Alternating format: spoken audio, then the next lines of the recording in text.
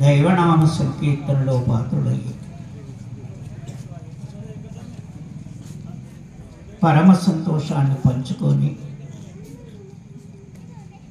పరిపూర్ణమైన ఆత్మవిశ్వాసాన్ని పరమాత్మ పట్ల లగ్నం చేసి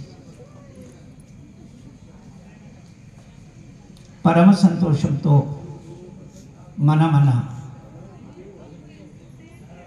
ఆస్థానంలోనికి చేరి ఆ ఆనందాన్ని గడపాలనేటటువంటి హృదయము మనందరికీ ఉండాలనేటటువంటి ధర్మం మనం పెట్టుకున్నటువంటి సప్తాహం యొక్క విలువ.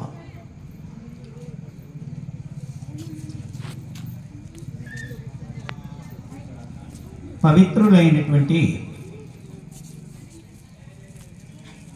పుణ్యమూర్తులైన పరమ పూజ్యులు తేజస్సంపన్నంతో అనుభవింపబడినటువంటి తుకారాం మహారాజు యొక్క ధర్మాన్ని మనమందరం గ్రహించి వారు చేయబడినటువంటి యొక్క పుణ్య ఫలితం ఎటువంటిది కదా అని అంటే ఈరోజు గ్రామం కానీ ప్రతి భక్తుడు పరమ భాగవతుడైనటువంటి తుకారాం మహారాజు గురించి ఎన్నో కీర్తనలు చెప్పుకుంటూ సంతోషకరమైనటువంటి ఒక తేజస్సంపన్నమైనటువంటి కాంతితో విరాజిల్లుతూ గ్రామంలో వారు చేయబడినటువంటి ఒక ధర్మ విధిని ఉపయోగించుకున్నటువంటి ఒక లక్ష్యంతో కూడుకున్నటువంటి ధర్మాన్ని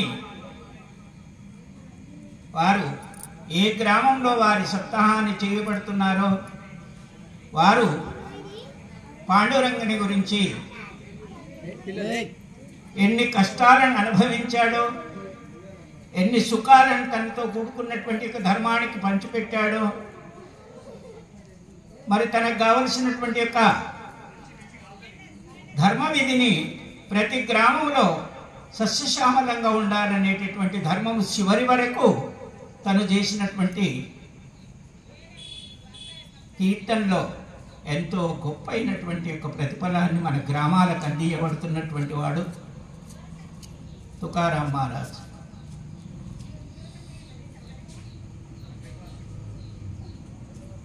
కీర్తనకారులు మనకు చెప్తున్నటువంటి ధర్మం ఏమిటి కదంటే పాండురంగని సన్నిధానానికి వెళ్ళవలసినటువంటి ఒక ధర్మంలో తను చేయబడినటువంటి కృషి ఎటువంటిది అనేటటువంటి ఒక సత్యాన్ని మనందరికి అందించి మనలో ఉన్నటువంటి సత్ప్రవర్తన కలిగినటువంటి ఒక తేజస్సంపన్నమైనటువంటి ఆనందాన్ని గడపగలిగినటువంటి ఒక లక్షణాన్ని మన కీర్తనకారులు మనకు ఎంతో గొప్పగా అందిస్తున్నారు.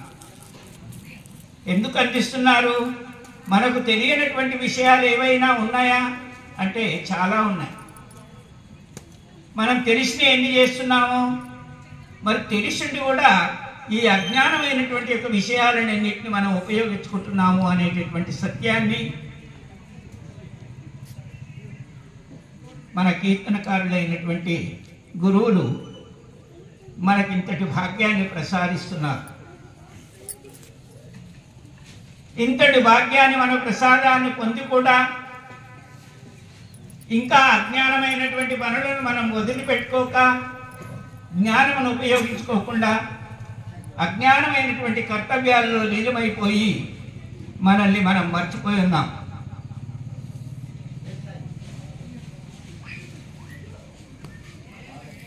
మనకెన్నో గుర్తులు కల్పించగలిగి సుఖంలోనన్నటువంటి యొక్క సమయానికి మనం ఎటువంటి ధర్మాన్ని ఉపయోగించుకుంటున్నామో అహంకారమును ఉపయోగించుకొని నాది నేను అనేటటువంటి యొక్క గర్భాంతకంలో చిక్కిపోయి ఉన్నాం. దాన్ని తేలికపరచుకోవాలంటే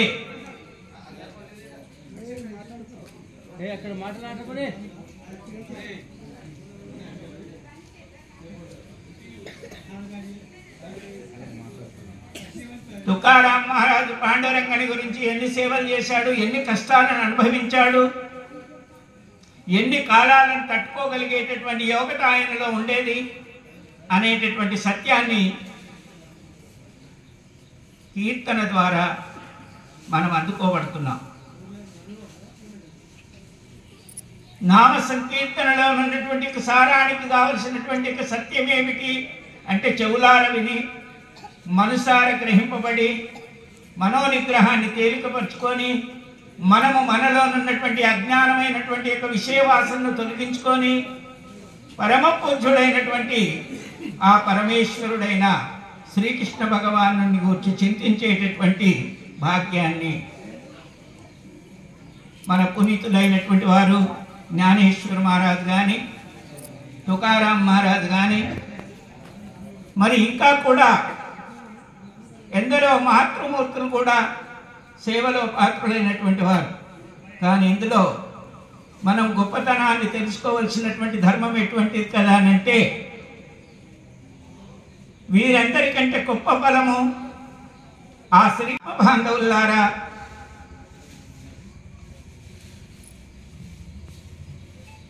పరమ తేజస్సంపన్నమైనటువంటి కాంతితో విరాజిల్లుతున్నటువంటి మాతృమూర్తులైన గోపికలకు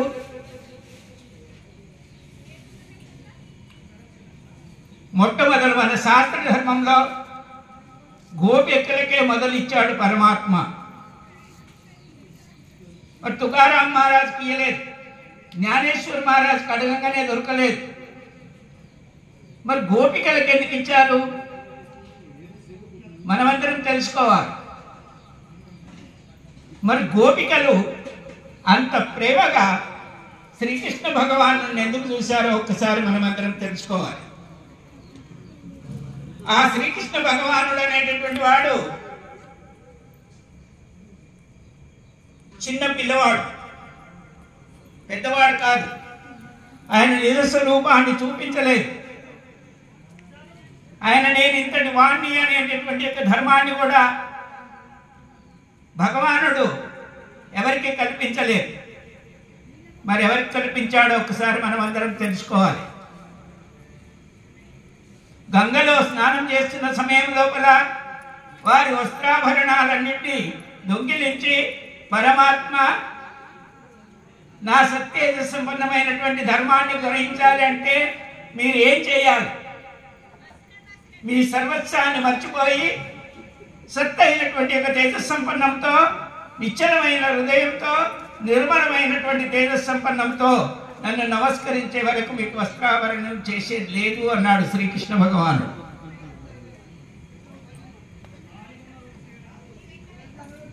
ఏం పని చేశాడయ్యా?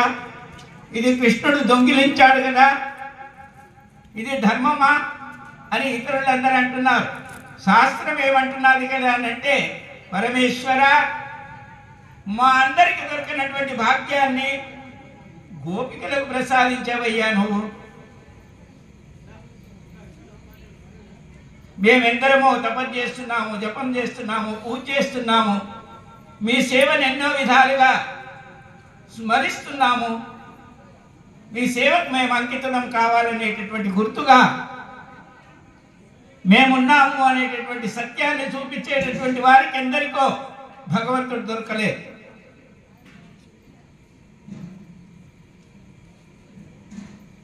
దీని మీద మనమందరం యోచించాలి. వ్యవసాయ కర్తవ్యాలన్నింటినీ చేసుకుంటూ విఠల విఠల విఠల అనేటటువంటి ధర్మాన్ని తన మనస్సారా స్మరణ చేస్తూ తన భక్తికి కూడా దాసుడుగా అన్నటువంటి యొక్క ధర్మంగా ఉపయోగించినటువంటి తుకారాం మహారాజు ఎన్ని కాలాలు కష్టపడ్డాడు. అటువంటి తుకారాం మహారాజుకు ఎన్ని అవస్థలు ఏర్పడ్డాయో మన కీర్తనకారులు చెప్తారు. ఎన్ని బాధలను అనుభవించాడు. మనమందరం అనుకుంటున్నాం మేము ఇన్ని చేశాం, మాకంటే ఎక్కువ చేశాడా తుకారాం మహారాజ్ అనుకుంటాం కొందరు. తినడానికి తిండి లేక, కట్టుకోవడానికి బట్టలు లేక, తనకు తగినంత ఆదాయం లేక ఇన్ని చేసి ఒక నౌకరింటిలో ఉన్నటువంటి యొక్క పరమ పూజ్యుడైనటువంటి తుకారాం మహారాజు ఇలా మనం అందరం ఏడవాలి. ఆ సీన్ను కానీ ఆ శాస్త్రాన్ని కానీ వింటే ఏడవలసిందే. మనం అనుకుంటున్నాం ఆయన సుఖంతో పాండురంగని కృపకు పాత్రుడయ్యిండు అని చాలామంది అంటాం. కానీ ఏ సుఖాన్ని అనుభవించలేదు ఆయన, దే సుఖాన్ని అనుభవించలేదు, మనసారా నిద్రపోలేదు. మరి ఉదయం లేచి నుండి సాయంకాలం వరకు తన సర్వస్వాన్ని పరమేశ్వరార్పణ చేసి పరమేశ్వరుని యొక్క నామ సంకీర్తన మనసారా స్మరణ చేస్తూ తన ఆనందాన్ని పొందాడు. మనం ఎటువంటి ఆనందాన్ని పొందుతున్నామో ఒక్కసారి మనసారా మనకు మనం దక్కించేటటువంటి ప్రయత్నం చేయాలని మీ అందరిని అడుగుతాను. అన్ని అనుభవించిన పరమాత్మ తినకు సుఖమిచ్చి ఆశీర్వచనం ఇయ్యలేదు. అనుభవించక తప్పేది లేదు అన్నాడు. ఎవరితోనన్నాడు తెలుసా? కృష్ణ భగవానుడు తన ఇల్లారైనటువంటి రుక్మిణీదేవితోనన్నాడు. ఎవరు అనుభవించాలి? వాడు తప్ప.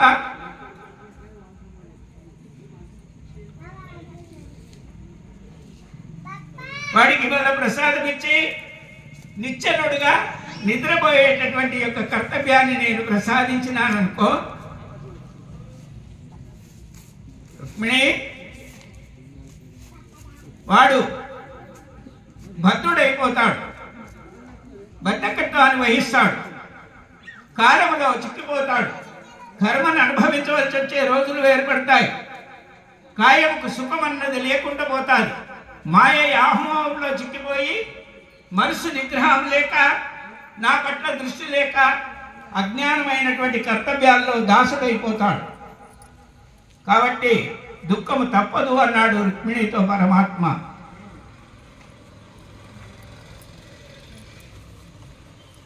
ధనం ఇవ్వలే, దారిద్ర్యంతో పీడిస్తున్నా కూడా ఆ భగవంతుడు చూస్తున్నాడు. మనం చూడలేదనుకుంటున్నాం, భగవంతుడు చూస్తున్నాడు. భగవంతుని యొక్క స్వరూపం ఇదేనా? కాదండి. ఆయన స్వరూపం నిత్య స్వరూపం ఏదైతే ఉందో దాన్ని ఇప్పటి వరకు మనం చూడలేదు. ఆ స్తోమత మనకు ఇవ్వలేదు పరమాత్మ. ఎవరైతే కష్టాలను అనుభవించారో, ఎవరైతే కాలమును తట్టుకున్నారో, ఎవరు కర్మతో అనుభవాన్ని పొందారో, ఎవరైతే ఆ సేవలో పాత్రలయ్యారో వారికి మాత్రమే ప్రసాదించాడు. అటువంటి ధర్మాన్ని పరమేశ్వరుడు ఏ భక్తునికి ఇవ్వలేదు.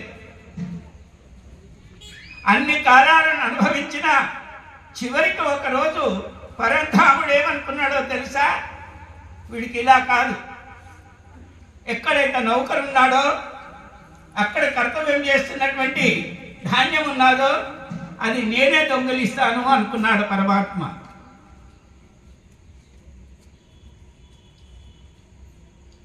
అక్కడున్న ధాన్యాన్ని శ్రీకృష్ణ భగవానుడే కాకుండా తన సహోదరుడైనటువంటి బలరాముడితో కూడుకొని ఇద్దరు కలిసి గజ దొంగల్లాగా ఎత్తుకుపోయారు.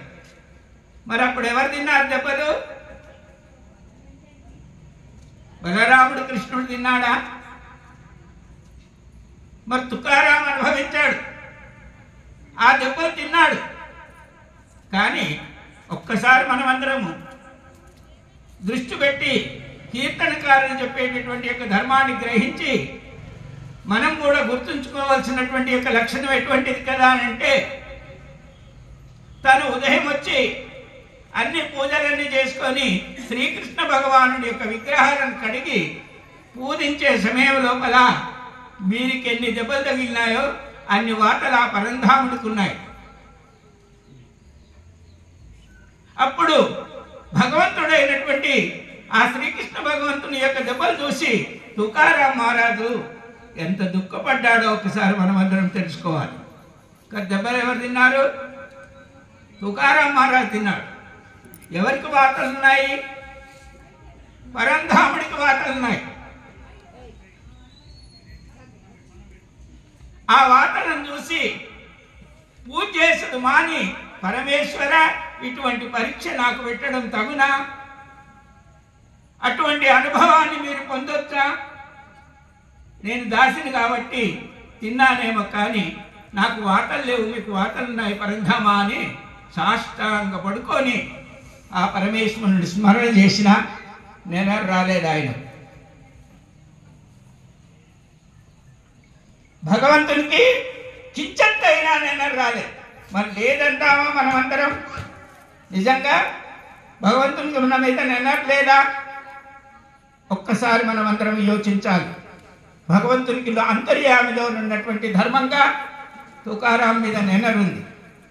కానీ తుకారాముని నేను వదిలిపెడితే ఏమవుతాడు?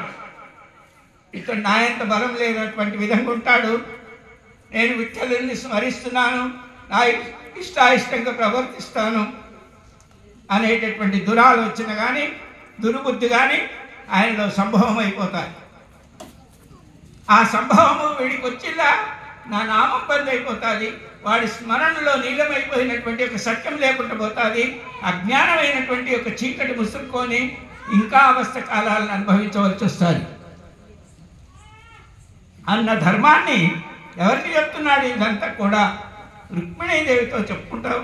శ్రీకృష్ణ భగవానుడు మరి ఇలాంటి జరుగుతుందమ్మా, తప్పదు అనేటటువంటి గుర్తులు కల్పించినటువంటి ఒక సత్యాన్ని చూపిస్తూ పరంధాముడు తనకు కూడా ఒక పరీక్ష పెట్టాడు. ఎవరికి? భార్య మనకి ఏమి గతి లేదు కదా, పిల్లలకు రొట్టె చేయాలంటే పిండి లేదు ఇంట్లో, ఇల్లు తిరిగి భిక్షం అడుకొచ్చి పెట్టారు. పరంధాముడు ఏం చేశాడో తెలుసా? ఆ సమయానికి తుకారాం మహారాజు భోజనం చేయడానికి వస్తే ఆ భోజనం చేసే రూపాన్ని మర్చిపోయి భిక్షం ఆడుకోవడానికి వచ్చాడట భగవంతుడు. ఎవరి దగ్గర? తుకారాం మహారాజు భోజనానికి వచ్చిండు. ఆమె అడుకొచ్చిన పిండి కనిపించింది. ఆ పిండి భిక్ష రూపంలో శ్రీకృష్ణ భగవానుడు ఒక సాధువు రూపంలో వచ్చినటువంటి ఒక స్వరూపంతో భవతి భిక్షాంతే అన్నాడు. ఆ పిండి పరమాత్మ అయినటువంటి ఆ సాధు రూపంతో ఉన్నటువంటి వాడికి మొత్తం దానం ఇచ్చేశాడు. అంతలో తన ఇల్లాలైనటువంటి ధర్మపతిని వచ్చిన తర్వాత, అయ్యా నువ్వేం పని చేశావు? నేను కన్నీళ్ళు తిరిగి పిల్లల కోసమని మిచ్చమడుకొచ్చిన పిండిని కూడా దానం ఇచ్చావు, మరి రేపు పిల్లలకి ఏం పెట్టాలి? వీడిస్తాడా లేదా అనేటటువంటి ధర్మం కోసం భగవంతుడు ఆ సమయం లోపల పరీక్షకు భిక్షం అడిగాడు. సర్వం ఇచ్చేశాడు ఆయన. మరి మొత్తం లేకుండా చేశాడా? ఆ పిండి దాచిపెట్టుకున్నాడు, కనిపించకుండా చేశాడు. కర్తవ్య రూపంలోనికి వెళ్ళేటప్పుడు మళ్ళీ తను పూజ చేసుకునేటటువంటి పూజ స్థానానికి వెళ్ళి నమస్కరించుకోవడానికి ప్రయత్నం చేస్తే ఆయన చేతులకంత పిండి ఉంది. ఎవరి చేతులకు? ఆ విగ్రహంలో ఉండేటటువంటి స్వరూపం ఆ శ్రీకృష్ణ భగవానుడి చేతులకంత పిండి ఉంది. అప్పుడు లెంపలేసుకున్నాడు. ఎవరు? తుకారాం మహారాజ్. పరమాత్మ, ఇటువంటి దానికి కూడా నువ్వు ఇది కలిగినటువంటి వాడవేనా? మరి ఇటువంటి ధర్మం నీకు న్యాయమా? నన్ను పరీక్షించడానికి వారి ద్వారా నేను మాటలు పడవలసిందే. ఆ మాటలు నాయి కావు పరంధామా, నీయే అన్నాడు. నేను మోసే భారం అంతా కూడా నీదే, నాదేమి లేదు. నేను కేవలం ఒక బొమ్మ మాత్రమే. పరమాత్మ ఇటువంటి స్వరూపంలో ఉండబడేటటువంటి సత్యాన్ని గ్రహించగలిగేటటువంటి యోగ్యత మనందరికి అవసరం ఉంది. బంధువులారా, పరమ పూజ్యుడైనటువంటి పరంధాముడు ఎవరికి సమయం ఎక్కువిచ్చాడు? తుకారాం మహారాజు, కుచేలునికి, గోపికలు. మొట్టమొదటి ప్రసాదం ఎవరికి ఇచ్చాడు? గోపికలకు మాత్రమే ఇచ్చాడు. అంత గొప్ప పని ఏం చేశారు? ఏం చేయలే. నీ అంతర్యామిలో కర్త అనేటటువంటి దాన్ని వదిలిపెట్టి కారణ స్వరూపుడమైనటువంటి సర్వేశ్వరుడు నువ్వు కాక నా అంతర్యాములు ఇంకేముంది పరమేశ్వర అనేటటువంటి గుర్తును కల్పించుకున్నటువంటి ఆ గుప్తమైనటువంటి యొక్క ధర్మం ఏదైతే ఉందో అది గోపికలు చేశారు. వారికే మొట్టమొదటిచ్చాడు పరమాత్మ. కుచేలుడు ఏ కాలం ఉన్నా సరే తన చిన్ననాటి మిత్రత్వాన్ని వహించినటువంటి యొక్క సత్యాన్ని గ్రహించి తానేం అడగలేదు. పరమేశ్వర నాకు ఇల్లు, నాకు ముళ్ళు, నాకు సంసారం ఇయ్యి, నాకు భోగాలు ఇయ్యి అని ఏ కాలం నాడు అడగలేదు ఆయన.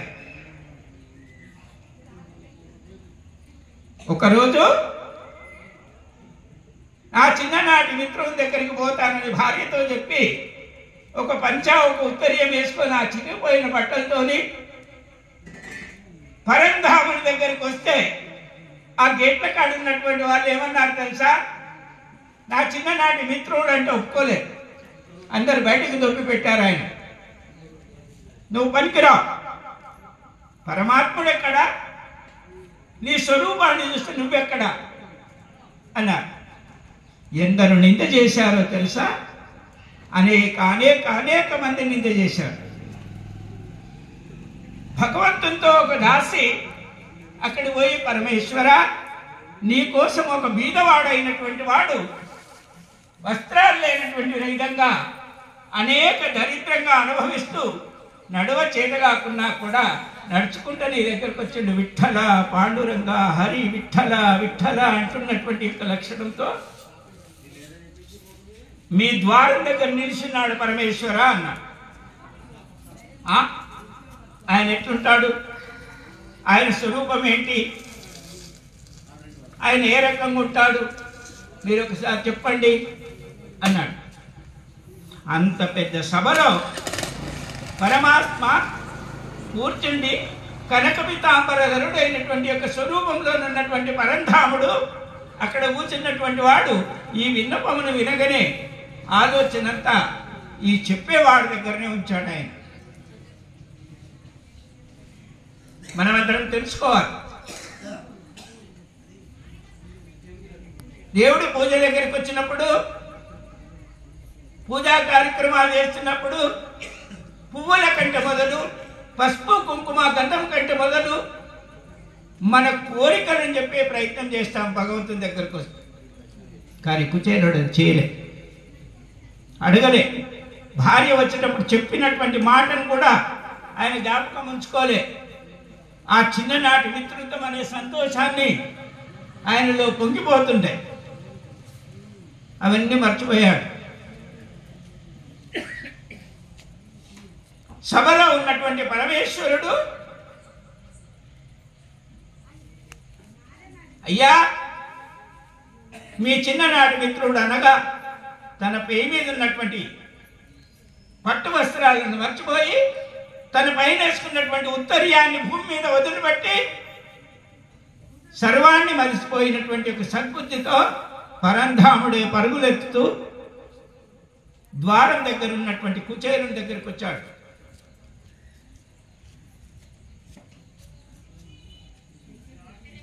మరి ఇక్కడ మనం ఏం చేస్తున్నాం? ఆయనను అలా రావాలనేటటువంటి యొక్క భావంతో ఆయన వచ్చాడే, ఆయన కోసం ఈయన ఎందుకు వచ్చాడో చూడాలి. మనం తెలుసుకోవాలి. సకల లోకాలను ధరించేటటువంటి సర్వేశ్వరుడు, సర్వకాల సర్వవస్థలు నెరవేర్చేటటువంటి పరమ పూజ్యుడు ఆ శ్రీమన్నారాయణమూర్తి ఈ సామాన్య జీవితంతో ఉండబడేటటువంటి కుచేలుని దగ్గరికి ఎందుకు రావాల్సి వచ్చింది? కానీ ఆయనలో చిన్నదేదైనా ఒక కడత లేకుంటున్నటువంటి వాడు, నేను నాది అనేటటువంటి యోచన లేనటువంటి వాడు, నాకు దారిద్ర్యంతో పీడించినా కూడా నాకు ధనం కావాలి, నా చిన్ననాటి మిత్రుడు అనేటటువంటి యోచన లేక తనేదో కోరిక తీసుకొని రావాలనేటటువంటి భావన లేనటువంటి వాడు. కాబట్టి భగవంతుడు అటువంటి వాడి దగ్గరికి పరిగెత్తుతూ వస్తాడనేటటువంటి ధర్మం మనమందరం మర్చిపోకూడదు. ఇక్కడ కీర్తన చేస్తూనే ఉంటారు, అక్కడ భజన నడుస్తూనే ఉంది, నామ సంకీర్తన జరుగుతుంది. మనమందరం వెనుక కూర్చుండి కాకుల్లాగా ఉండడానికి ప్రయత్నం చేస్తాం. కానీ వారందరూ స్మరణ చేస్తున్నారే. మనం ఈ 10 నిమిషాలు ఇక్కడ కూర్చున్నాం. పరమ సంతోషంతో భగవంతుని యొక్క స్మరణ, విఠల విఠల విఠల అనేటటువంటి నామాన్ని మనసిచ్చి అనేటటువంటి యోచన మనకుండనే ఉండదు. అది ఉంటే కుచేలులాగా మనిషిలో ఏ మరణం లేక పరమేశ్వర ఈ పంచభూతాల శరీరంలో ఉన్నటువంటి అవయవనాలన్నింటినీ కూడా మీరు సృష్టించారు కదా, మీకంటే గొప్ప అయినటువంటి యొక్క విషయం మా దగ్గర ఏముందయ్యా, మేము తెలియకేమో అన్నాము నిన్ను, కానీ నిజంగా మాకేం లేదు పరమేశ్వర. పైన కట్టే వస్త్ర సాధు సంతులు ఎత్తులు మునులు చెప్పిందే కానీ మీరు చేసింది సర్వాంగములన్నీ కూడా మీయే అని గోపికలు. అటువంటి భక్తి మనమందరం కూడా చేసుకుంటే చాలా గొప్ప మనసు అయినటువంటి వాళ్ళం అవుతాము. ఆ కుచేరునికి ఏ విధంగా దగ్గరకు వచ్చి కౌగలించుకొని ఒట్టి చేతులతో రాలేదు నువ్వు. భగవంతుని సేవలకు వచ్చేటప్పుడు కానీ, మాన్యుల దగ్గరకు వచ్చేటప్పుడు కానీ, ఎటువంటి స్వరూపంతో వచ్చినప్పుడు కానీ ఒట్టి చేతులతో రాకూడదని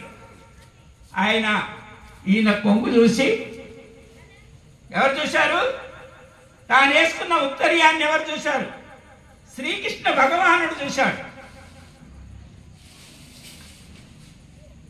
ఆయన తెచ్చిన ముక్కిపోయిన అటుకుల కోసము భగవంతుడు ఏం చేశాడో చెప్పండి. మనం అందరం ఏమనుకోవాలి? నీవు మర్చిపోయినావనుకున్నాను కృష్ణ ఆ చిన్ననాటి మాట అని కుచేరుడు కౌగలించుకున్నప్పుడు చెవులో చెప్పిన మాట. మనము పశువులను కాసిన సమయం లోపల అందరం ఒక్క దగ్గర కూర్చుండి ఆ పదార్థం అంతకో తాను కలిపి పరిపూర్ణమైన ఆనందంతో మనం అనుభవించినటువంటి మాట, నీవింత గొప్పవాడు అయినటువంటి సమయం ఏర్పడుతున్న రోజులు ఇంకా మర్చిపోయినవేమో అనుకున్నాను. పరమాత్మ నువ్వు మర్చిపోలే. ఆ ముడి ఇప్పి పరంధాముడు ఏం చేశాడు? ఒక్క పిడికిలు తీసుకొని తిన్నాడు. రెండో పిడికిలు అట్టుకుని కూడా తీసుకున్నాడు తినడానికి, అది కూడా తిన్నాడు. పరమాత్మ ఆగలేదు, ఆ సంతోషాన్ని తట్టుకోలేదు. ఆయనకు కావలసినటువంటి ఎన్ని పదార్థాలు ఉన్నాయి, ఆ పదార్థాల మీద సంతోషం లేదు ఆయన. మరి కుచేరుని ప్రసాదం రెండో పిడికిలు ఎప్పుడైతే తిన్నాడో, మూడో పిడికిలు తీసుకొని చేతులు పట్టుకోగానే రుక్మిణి చేయి పట్టుకున్నాడు. పరంధామా ఈ ప్రసాదం తిన్నామనుకో కుచేరుడున్నంత కాలం సేవ తప్పదు మనకు. ఇక ఆయన సేవనే చేయాలి మనం. ఇది బాకీకి ఎందుకు వస్తుంది పరమేశ్వర అన్నారు. పరంధాముడికి ఎవరు చెప్పారు జ్ఞానం? అప్పుడు రుక్మిణీ మాతృదేవే చెప్పారు. తక్షణమే అవునా అన్నాడు. ఆ చేతులు పట్టుకున్న పిడికిలి ప్రసాదం మనం కీర్తన ముగించినప్పుడు ఆ ప్రసాదమే మనం అందరికి పెట్టేది. మీరందరికీ తెలుసుంటుందో లేదో.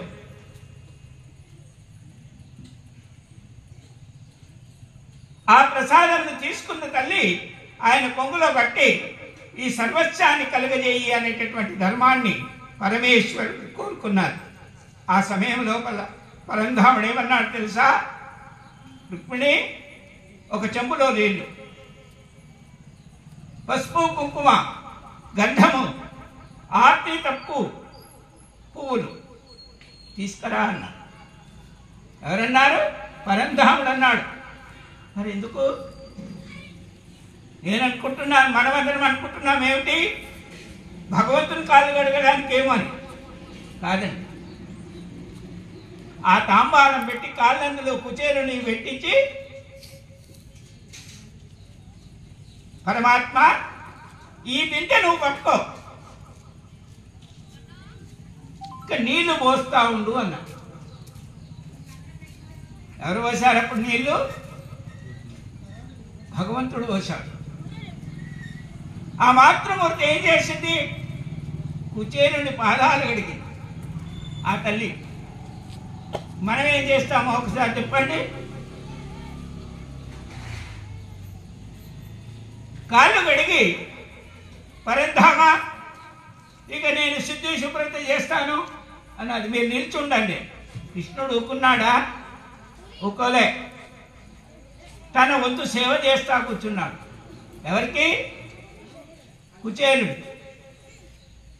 ఆమె అలంకరణ చేసింది, పుష్పాలను పెట్టింది, తనకు కావాల్సినవన్నీ చేసిన తర్వాత సభాపీఠం మీదకి తీసుకొని పోయింది. సభాపీఠం పైన కూర్చోబెట్టి ఆయనను అలంకరణ చేసింది, కృష్ణునితో సమానం కూర్చోబెట్టి. మరి కృష్ణుడు ఎక్కడా, కుచేలుడు ఎక్కడా అన్నది మనం అందరం తెలుసుకోవాలి. కానీ కృష్ణుడు యావత్తు సృష్టికారణుడైనటువంటి యొక్క ధర్మాన్ని ఉపయోగించిండేమో కానీ కుచేలుడు ఏ మలినం లేనటువంటి ఆనందంతో పరమాత్మలో లీనమైపోయినటువంటి ఆనందం తనలో నిమిడిపోయింది కాబట్టి భగవంతుని కంటే గొప్పే అన్నాడు. భగవంతుని కంటే గొప్పవాడా? గొప్పవాడే. మీరు ఇప్పుడు ఇక్కడ కీర్తనకారులు వచ్చారు కదా, మీరు ఆనందంలో నిమిడిపోయి ఉండండి, భగవంతుడు మనకు సేవ చేస్తాడు. అటువంటి ధర్మాన్ని ఆ పరమ పూజ్యుడైనటువంటి పరంధాముడు సేవ చేసి ధన్యతను వహించినటువంటి కుచేలుడికి సర్వస్వాన్ని ఇచ్చాడు. తన భార్య ఏది కోరుకున్నాడో అది కూడా ఇచ్చాడు. తనకేమి కావాలనో అన్ని ఇచ్చాడు.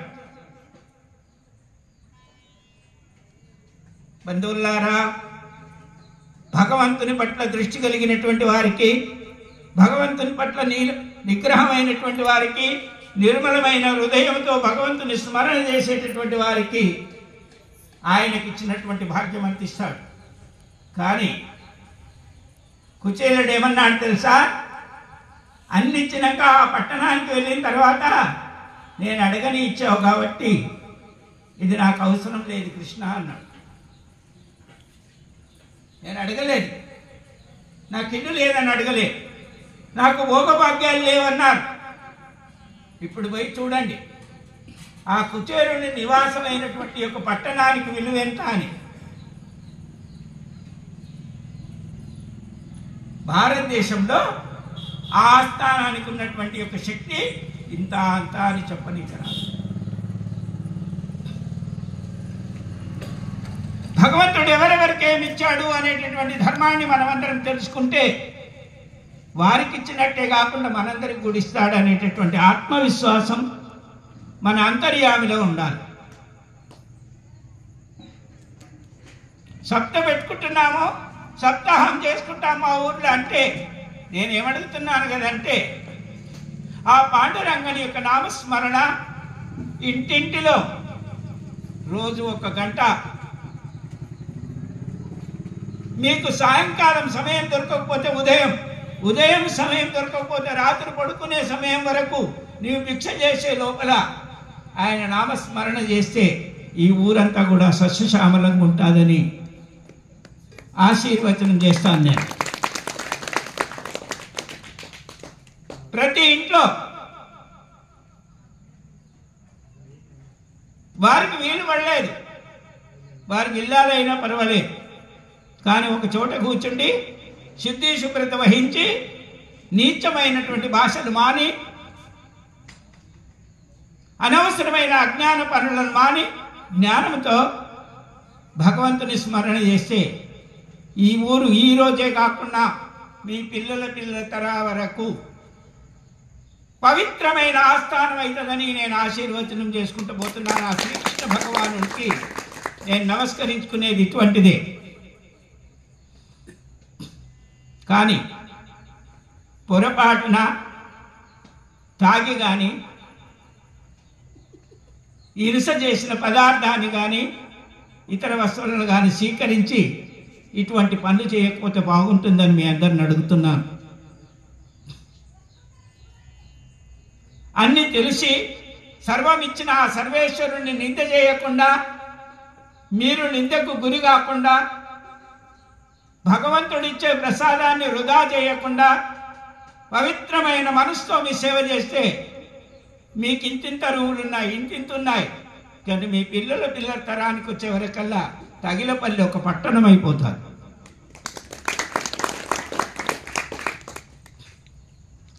ఈ ఒక్కరోజే అనేటటువంటి వాసన కాదు, మనం పెట్టుకున్న సత్త వలన ఏమి సంపాదించాలనేటటువంటి తాపత్రయం మన హృదయం నిండి ఉండాలి.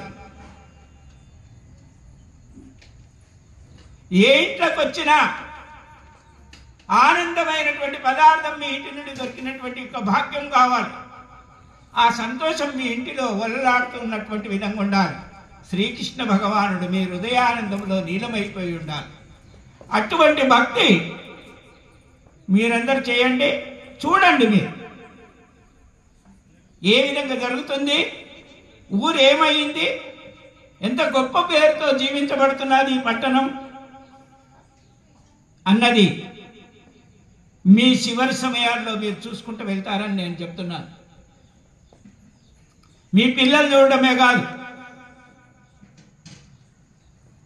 ఇవాళ పెట్టినటువంటి సప్తాహం వలన మీ గ్రామం అంతా సస్యశ్యామలమవుతుంది అనేటటువంటి ధర్మాన్ని కోరుకుంటూ భగవంతుని కృప కావాలని మీ అందరిని అడుగుతున్నాను. మీరందరూ కూడా అదే కావాలనేటటువంటి ఆశీర్వచనాన్ని కోరండి తప్ప ఎవరినో నిందించడం కానీ, ఎవరితో తక్కువ అంచనాలు వేయడం కానీ, భగవంతుని నామస్మరణ ఇక దీన్ని చేయడం వలన నేను మోక్షానికి పోతాను అంటే మనం చేసే తప్పే మొట్టమొదలు మనలో ఉంది. భగవంతుని నామం మన దగ్గర ఎక్కడ ఉంటుంది, అది ఒకటంటే ఇంకొకటి అనిపిస్తుంది. కాబట్టి చక్కటి మనసు ఉంచండి. పాండురంగడు మీ ఇంటింటిలో ఉంటాడు. పాండురంగని ఇంటింటిలో ఉంటాడు అనేటటువంటి సత్యాన్ని గ్రహించేటప్పుడు మీరు చేస్తున్నటువంటి కర్తవ్యం కానీ, మీ వ్యవసాయ వ్యవహారాలు కానీ, మీరు చేస్తున్నటువంటి యొక్క పనులన్నీ కానీ ఎంత చక్కగా ఉంటాయో ఒకసారి చూడండి. ఆ ఈశ్వరుని యొక్క కృప మీకు ఎంత బలమై ఇస్తాదో మీ గ్రామంలో అందరు తెలుసుకోవచ్చు. చాలామంది కష్టపడ్డారట, కష్టం లేకపోతే సుఖం లేదు. ఇది బాగా గుర్తుంచుకోండి. కష్టపడితేనే ఫలం ఉంటుంది. మనం సుఖారాం మహారాజు యొక్క గీతాన్ని విని చూడండి. ఆయన కష్టపడ్డాడు, ఆయన ఎటువంటి కష్టాలను అనుభవించిండు. చివరికి భార్య తన పోయేటప్పుడు ఏమండి, దారా స్వామి వస్తానమ్మా, నువ్వు రెడీ ఉండు, పోదాం ఇద్దరం అని ఏం చేసింది, అయ్యా ఉండు నేను సదిరి పెట్టొస్తాను అన్నారు. మరి ఎవరు పోయిండ్రు? సర్వమును వదిలిపెట్టి నా సర్వేశ్వరుడే నిత్యం అనుకున్నటువంటి పరంధాముడు రమ్మని పిలువగానే పోయింది తుకారాం మహారాజ్. మరి భార్య ఎక్కడుంది? ఇంకా కలికాలంలోనే ఉంది. కాల ప్రమాణమైనటువంటి యొక్క భావంలోనే నీలమైపోయి ఉన్నారు. పాండురంగనంట ఆ పరమ పూజ్యుని యొక్క సేవలో పాత్రుడు కావడానికి తుకారాం మహారాజ్ వెళ్ళిపోయాడు. ఇటువంటిది ఏ భక్తిలో లేదు, ఏ భక్తి చెప్పిన వాడి దగ్గర లేదు.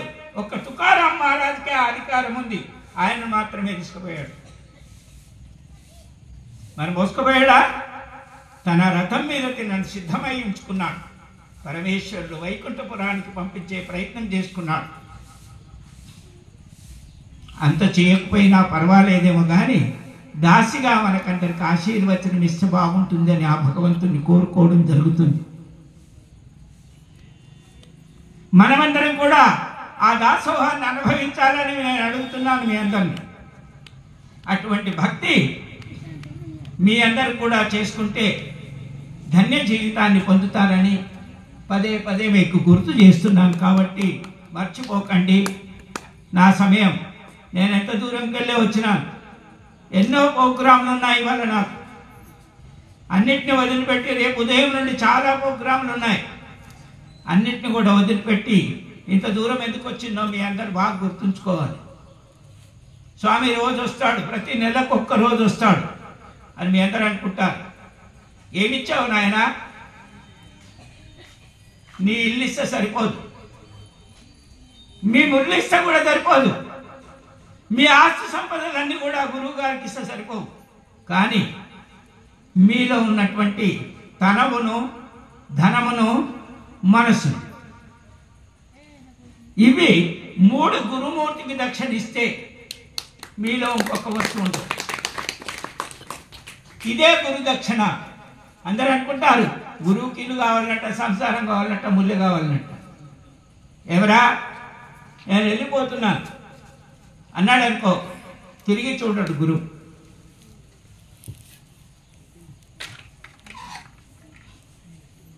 మరి ఇటువంటివన్నీ కూడా ఆ పరమేశ్వరునికి భోగభాగ్యాలు ఇచ్చేదానికంటే తనము ధనము మనస్సు అనేటటువంటి ధారపోసి తననే నిత్యం అనేటటువంటి సత్యాన్ని గ్రహించే సద్బుద్ధి మీలో ఉంటే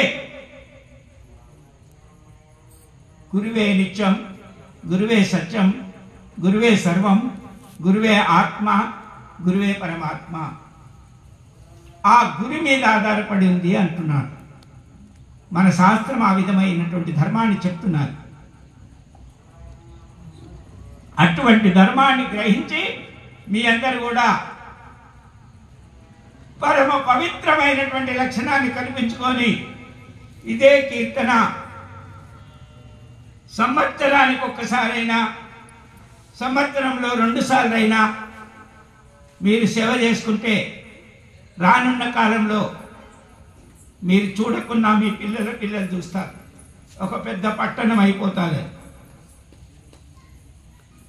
ఇక్కడ సాధు సంతులందరూ నివసించి పవిత్రమైన ప్రసాదము ఏ ఇంట్లోకెళ్ళి వచ్చినా అనుభవించవచ్చు అని ఆశీర్వచనం ఇచ్చిపోతారు ఈ ఊరికి.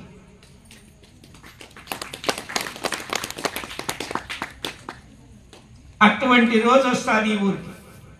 ఇది మీరు గుర్తుంచుకోండి. ఆత్మ బాంధవులారా, ఇంత సమయం మీ అందరితో కూడి ఉన్నదానికి మీ అందరికి ఆశీర్వచనం. ఆ పరమేశ్వరుడు ఎల్లప్పుడూ తగిలపల్లి గ్రామమే కాకుండా ఈ చుట్టుముట్టున్నటువంటి గ్రామాలన్నీ కూడా సస్యశ్యామలమై ఉండుగాక, పాడి పంటలు కలుగుగాక అని ఆ పరమేశ్వరుని నిత్యముగా ప్రార్థిస్తూ నా వాణికి విరామిస్తున్నా. గోపాల కృష్ణ భగవానికి జయ.